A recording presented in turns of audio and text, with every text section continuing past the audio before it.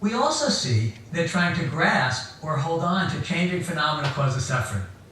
We see that our thoughts aren't reality. In fact, they constantly change with our changing feeling states.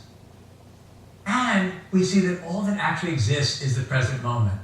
Despite the fact that we're hardwired to be constantly seeking pleasure and avoiding pain, which means living in memories of the past or the future. Do these sound like worthwhile insights? Want to experience them more often?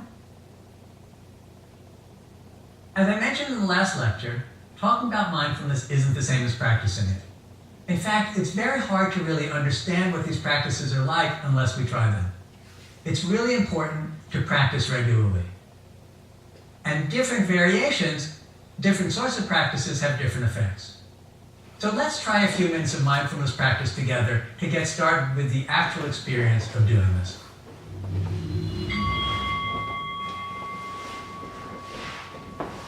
It helps in doing breath awareness practice to start with an alert and dignified posture, with the spine more or less straight up and down.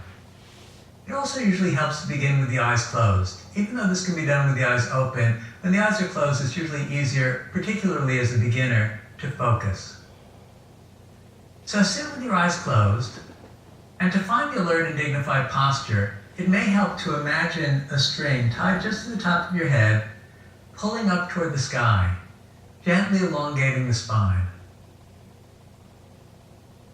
And then notice your breathing. If all is going well, the breath is already there, and it's happening quite naturally. Now there are two places where the breathing is normally observed. One is in the rising and falling sensations in the belly. The way in which as we breathe in, the belly expands a little bit, and as we breathe out, it contracts a little bit. The other traditional place is at the tip of the nose, where we notice that the air enters kind of cool and leaves a little bit warmer. So just notice wherever you feel your breath most clearly, and start to feel it.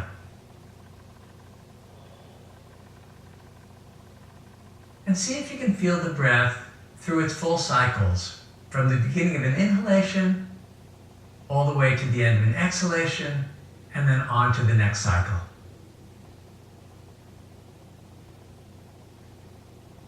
It doesn't matter what form you find the breath in. If it's slow and deep, that's fine. If it's shallow and rapid, that's fine too. We're just using it as an object of awareness, a way to expand our awareness of present experience with acceptance. So just feel each in-breath and each out-breath.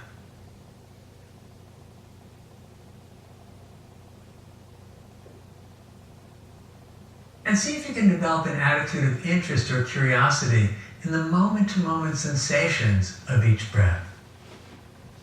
Notice that each is unique.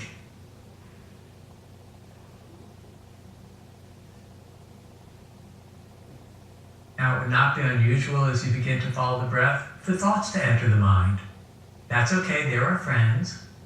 We're simply going to allow them to come and go like clouds passing through a vast sky.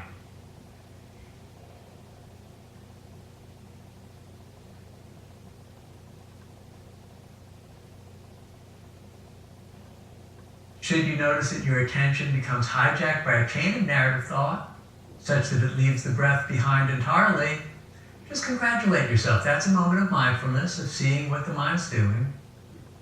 And then gently and lovingly bring your attention back to the moment-to-moment sensations of the breath.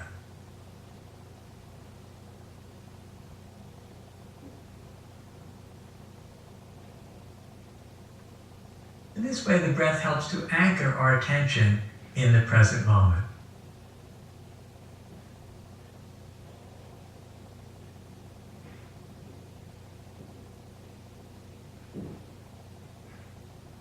And we practice feeling the breath as though there were nowhere else to go, nothing else to do, just this moment of our lives.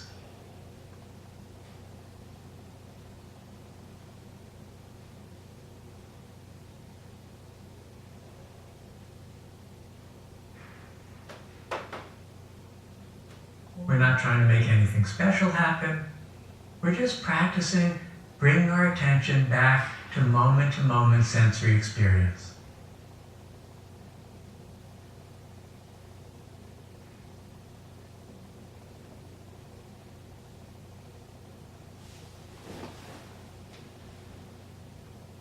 And to bring this brief period of practice to a close, I'm going to ring a bell, and I want you to listen to the sound of the bell from the beginning of the ring until it trails off into space and you can no longer hear it.